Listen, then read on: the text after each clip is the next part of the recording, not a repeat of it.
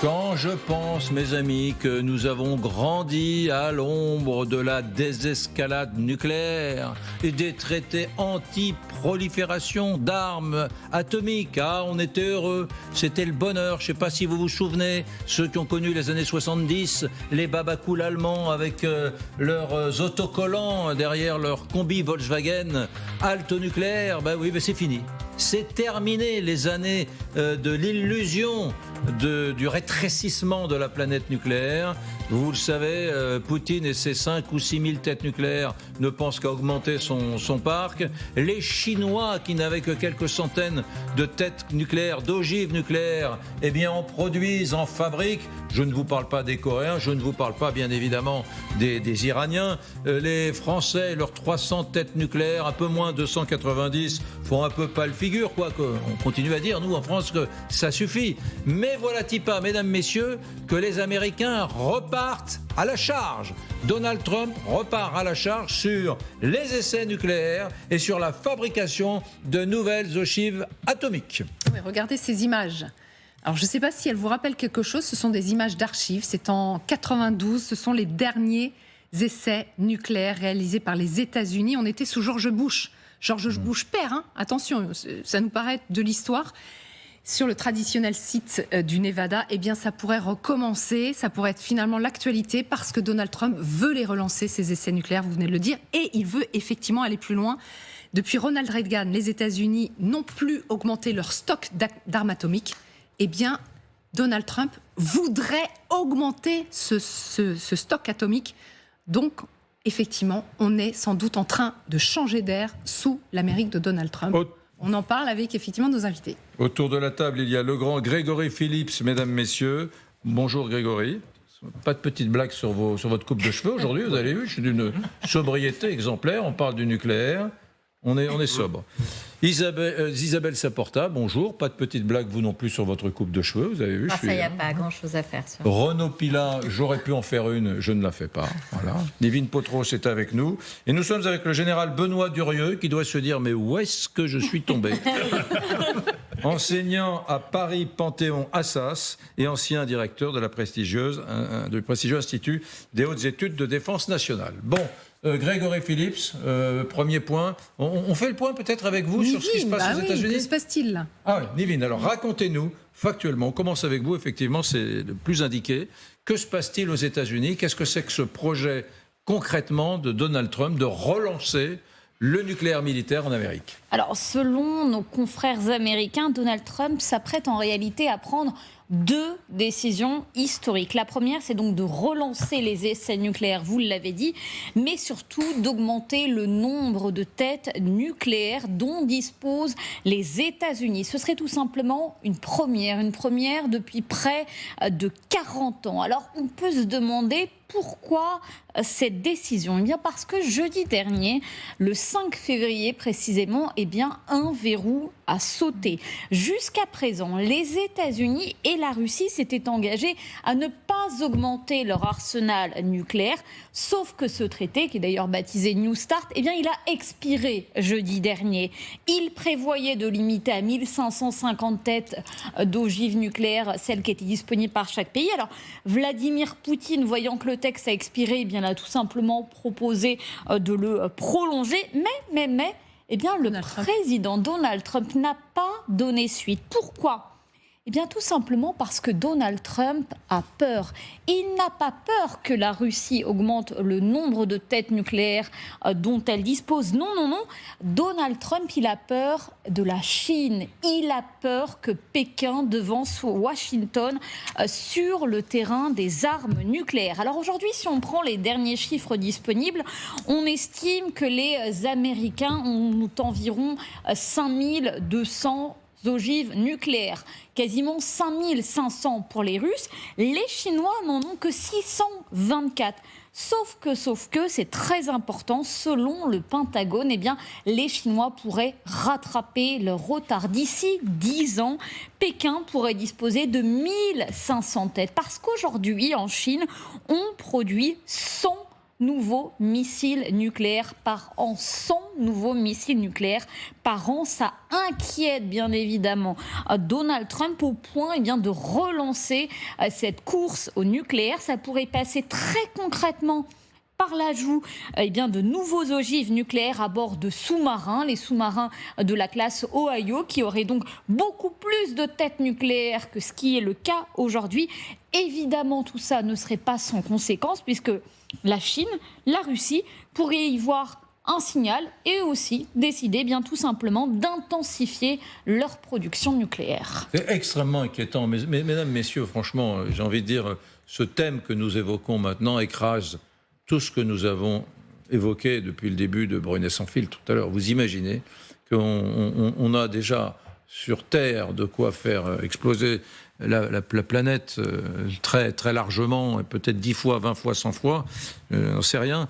Mais en tout cas, voilà, le simple fait qu'en ce moment, dans le contexte très singulier géopolitique que nous traversons, des puissances comme la Chine et les États-Unis continuent à fabriquer tous les mois de nouvelles ogives nucléaires qui, à elles seules, pourraient je ne sais pas, rayer de la surface de la carte la moitié d'un pays, ou peut-être davantage, ça nous donne une indication sur ce que traverse notre époque.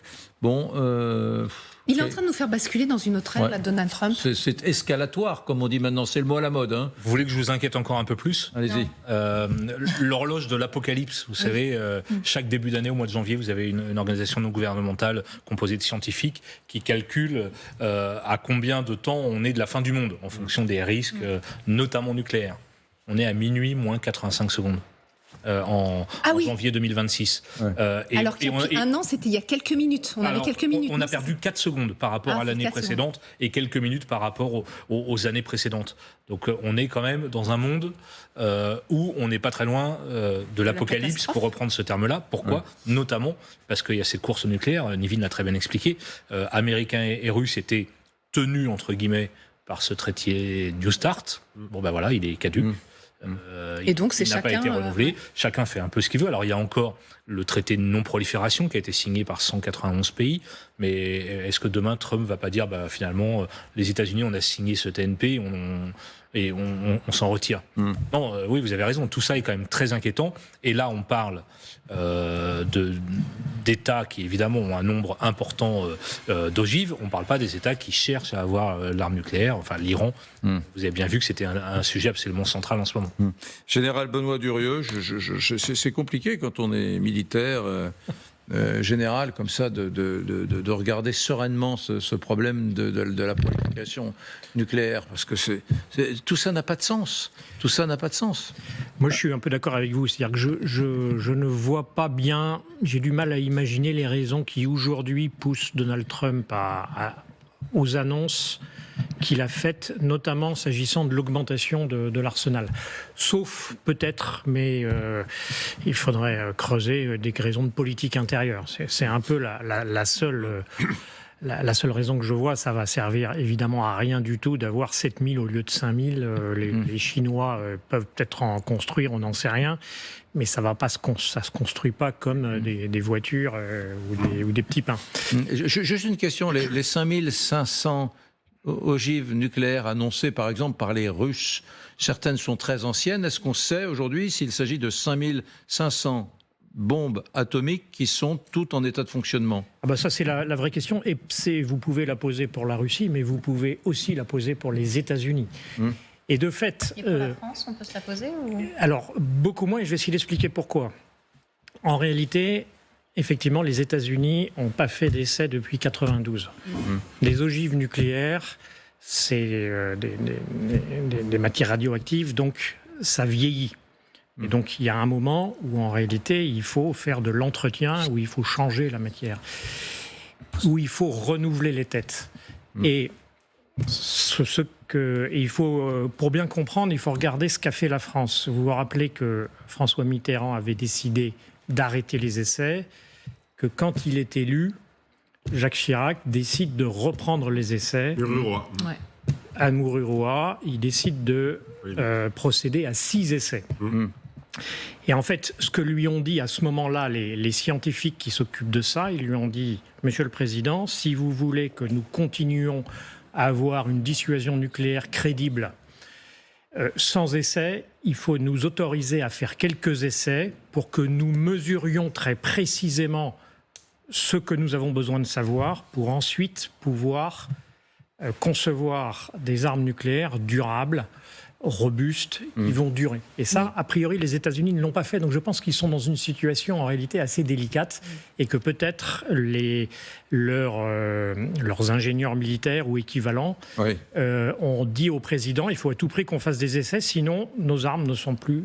A contrario, les Chinois, eux, vont bénéficier de centaines de têtes nucléaires qui sont modernes. Eux, ils sont en train de bâtir, de concevoir, c'est un peu comme leur marine, ils sont en train de bâtir des outils nouveaux, tout neufs, flambant neufs. C'est pareil, à condition qu'ils aient eu, au moment où ils ont fait leurs derniers essais, la présence d'esprit de faire des mesures adaptées. Et sinon, on ne peut pas le savoir. Est-ce que la fin du monde atomique, mon général, viendra d'une superpuissance, Chine, Amérique, Russie, ou d'une petite puissance type... Vous parlez au futur, vous en êtes persuadé, en fait. Oui, bien sûr. Enfin, vous croyez quoi? Que ça va durer 1000 ans encore comme ça? Bien évidemment qu'un jour, une bombe atomique sautera, ce n'est que mon avis. Hein. Est-ce que la fin atomique viendra du Pakistan, de l'Iran, de la Corée du Nord? C'est toujours possible parce que dans ces affaires-là, il peut toujours y avoir un accident ou une incompréhension. Moi, je pense qu'en réalité, la principale menace pour la paix internationale, elle n'est pas nucléaire, c'est la multiplication des guerres conventionnelles comme celle auxquelles on assiste en Ukraine, comme celle qui menace en Iran. Ou ailleurs. Ouais, la vétusté effectivement des bombes atomiques. Alors de chaque effectivement, pays. Si on reprend les chiffres que j'ai donnés tout à l'heure, les 5500 ogives russes par exemple, eh bien aujourd'hui on estime que environ 1200 d'entre elles sont vétustes, ne sont pas opérationnelles, elles sont en attente de démantèlement ou de renouvellement et c'est exactement la même chose pour le stock américain.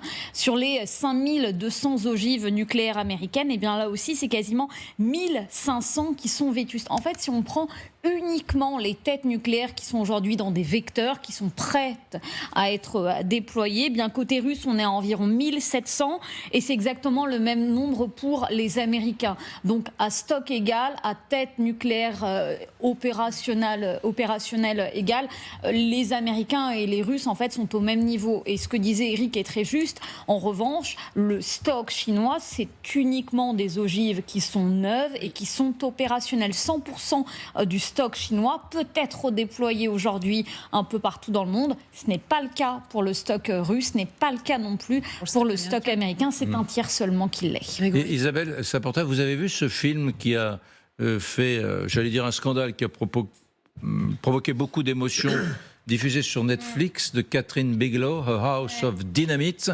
où une ogive nucléaire va frapper la ville de Chicago dans 17 minutes. Elle a été tirée depuis un sous-marin nucléaire, mais en revanche, les images satellites ne permettent pas d'identifier l'origine du sous-marin nucléaire. Une partie des États-Unis va être détruite. Il faut que le président réponde avec une arme nucléaire, mais il ne sait pas vers quel pays il doit rétorquer, parce que dans 17 pays, les États-Unis vont être frappés, et il ne sait pas si c'est russe, chinois, français, après tout les Français ont des sous-marins nucléaires, etc. Il ne sait pas. Voilà, c'est terrible. Ouais. Bah, c'est un scénario de fin du monde. Oui, vous êtes vraiment, depuis le début de cette émission, je vous trouve que vous ne remontez pas le moral. Mais si vous voulez que je peux venir demain avec si vous voulez des émissions joyeuses, on sait faire aussi. Hein. Je peux vous raconter n'importe quoi, vous dire que tout va bien. C'est ce que vous voulez. Des vitamines. Hein. Mais en tout cas, quand on lit le papier de l'enquête, enfin le papier du New York Times, ils sont quand même plutôt sur ce que vous dites. En fait, ils disent qu'il y a une espèce de rapport de force international qui est en train de se jouer. C'est-à-dire que, comme le rappelait Grégory Phillips, il y a la fin de ce traité, que les Russes ont fait semblant de dire on va prolonger de 15 ans, mais que les Américains ont compris que cette prolongation était fallacieuse parce qu'elle était en rien contraignante, qui veulent absolument faire rentrer la Chine dedans, qui jusqu'à présent a dit no way. Donc, si vous voulez, c'est un jeu de rapport de force qui se joue. Alors, effectivement, avec Trump, c'est toujours la même chose. C'est-à-dire, c'est des jeux de rapport de force, là, avec des bombes nucléaires. Donc, on en a toujours le même dingue, pardonnez-moi d'être un peu expéditive à la tête des États-Unis, qui fait toujours le même rapport de force délirant, et cette fois-ci avec des bombes nucléaires. Mais ce qu'il veut, au fond, c'est ça. C'est manifestement, et d'ailleurs, il a envoyé un sous-secrétaire. Donc, s'il pensait qu'il était à deux mains de refaire du réarmement nucléaire, il irait en personne. Donc non, moi j'y crois pas une seconde. Maintenant, est-ce que cette énième rodomontade va fonctionner? Moi, le problème que j'ai avec Trump, c'est plutôt ça. C'est-à-dire que je le vois agiter les bombes nucléaires comme il agite ses interventions en Iran. La question, c'est qu'est-ce qui va sortir de là avec la Chine qui, manifestement, n'est pas très inquiète des rodomontades de Donald Trump et de Poutine qui n'a pas l'air d'être très inquiet non plus jusqu'à présent. Enfin, des rodomontades, il y en a beaucoup, parce que quand vous regardez les 14 ou 15 puissances nucléaires dotées dans le monde, il n'y a pas que des sociodémocrates sophistiqués. Mais Chauvin, regardez, nous sommes... Je vous dis pas le contraire. Il y a des gens qui sont assez inquiétants, même si le Pakistan est un pays qui, derrière certains égards, est un pays très solide, tenu par une armée puissante. Enfin, il y a des pays comme, encore une fois, la Corée du Nord, le Pakistan, qui ne sont pas forcément les pays les plus rassurants. Est-ce qu'il n'agite pas aussi l'arme nucléaire parce qu'il est pris dans les Epstein Files? Vous savez, tout ça, c'est toujours beaucoup plus compliqué que ce qu'on pense. Moi, j'ai été extrêmement intéressé par ce qu'a dit le général sur, effectivement, la cruauté des guerres conventionnelles. On peut toujours imaginer quand même qu'il y a un équilibre de la terreur sur le nucléaire. En revanche, quand Zelensky a donné il y a 4 jours le bilan ukrainien, 50 000 morts, c'est, je parle sous votre contrôle, mais c'est du nucléaire tactique. 50 000 morts. Vous envoyez une ogive sur une petite ville, 50 000 morts. Votre équilibre de la terreur sur le nucléaire, on le verra dans quelques mois, quelques années, quand les Iraniens auront la bombe atomique. Oui, et on verra si ça se durcit un peu, la tension géopolitique dans l'océan Pacifique, quand les Coréens du Nord ont commencé à durcir le ton. Non, mais rien n'est sûr. L'équilibre nucléaire... Rien n'est sûr sur l'Iran. Mais J'ai une question pour le général, et pardonnez-moi, elle est simple ou simpliste. Mais en fait, tout ça coûte évidemment beaucoup d'argent. Quel est l'intérêt d'avoir 5000 ogives versus 50 ? Parce que au départ, et en tout cas au moment où ces ogives ont été construites, c'était au moment donc de la guerre froide, et l'idée c'était de dire qu'est-ce qui se passe si on est frappé par les Russes. Et si on est frappé par les Russes, il faut considérer que d'une part, on va avoir un certain nombre de nos armes nucléaires qui vont être détruites par la première frappe russe. Il va falloir qu'on riposte. Un certain nombre de ces armes de riposte vont être soit dysfonctionnelles, soit vont être arrêtées par des défenses antimissiles. Et donc, en fonction de ce que vous voulez faire comme dégâts en deuxième frappe, vous faites des calculs savants et terrifiants, à vrai dire, et vous dites, voilà, il en faut tant, sachant qu'il y en a en maintenance, etc.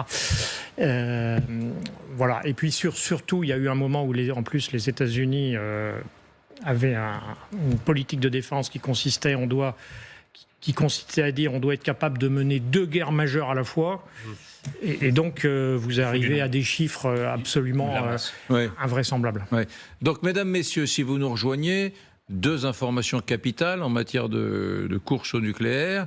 Les États-Unis sembleraient disposés à relancer les essais nucléaires qui avaient été arrêtés en 1992, c'est ça ? 92, donc volonté de Trump.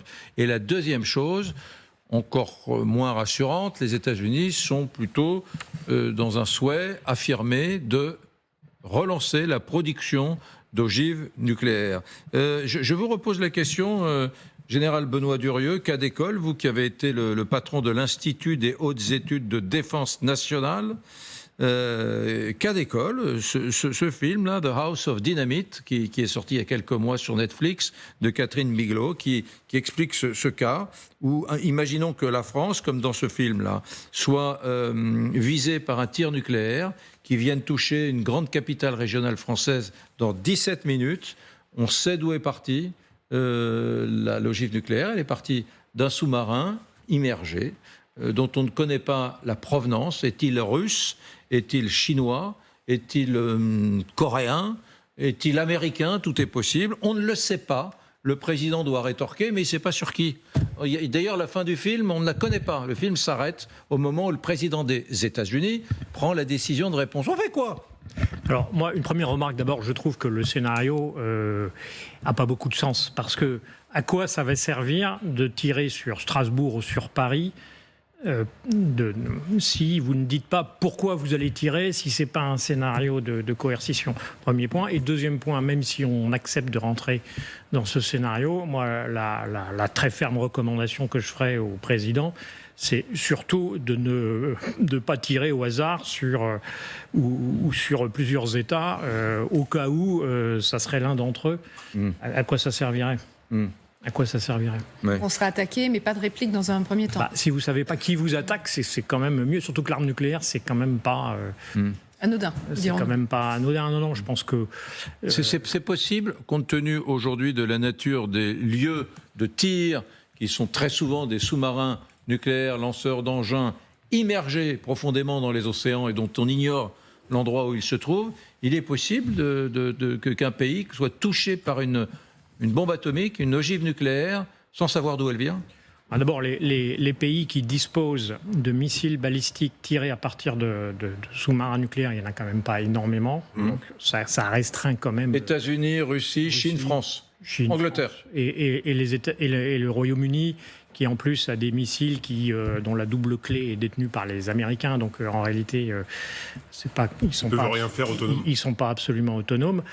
Et donc, deuxième point, mais là je ne saurais pas dire si je pense que le type et la trajectoire des missiles balistiques qu'on découvrirait, je pense qu'on est capable d'en tirer des conclusions, mais je ne saurais pas en dire beaucoup plus. Et que peut faire la France avec ses 290 têtes nucléaires?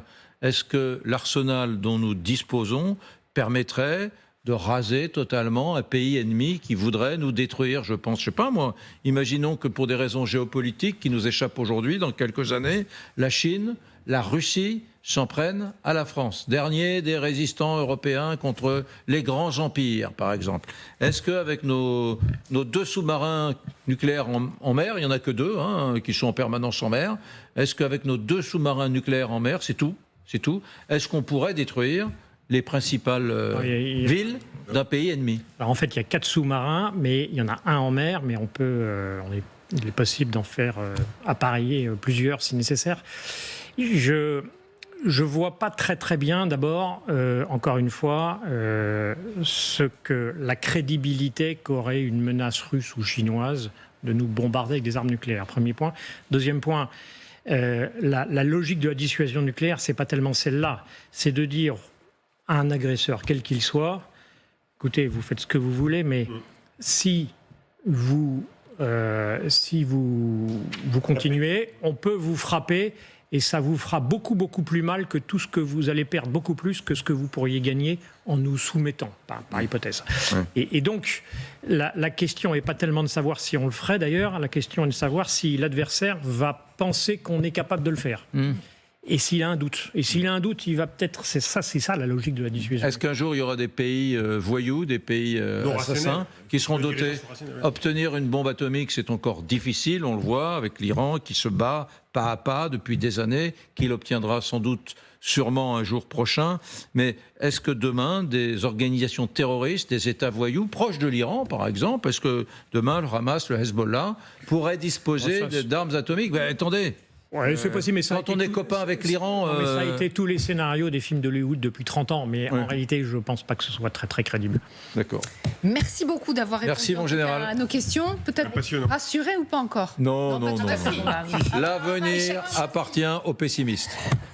Vous reviendrez pour tenter de réussir la mission cette fois-ci. Merci beaucoup, Général.